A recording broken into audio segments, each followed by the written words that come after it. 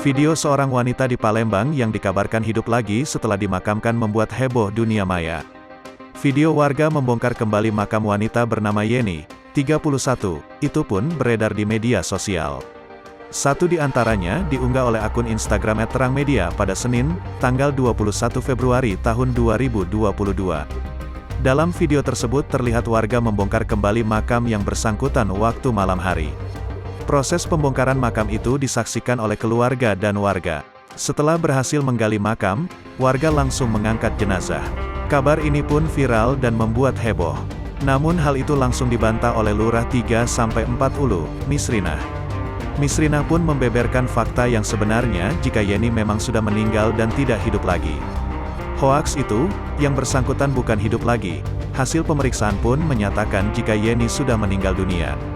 Karena sudah yakin, pihak keluarga kembali memakamkan jenazah Yeni pada pukul 23 waktu Indonesia Barat.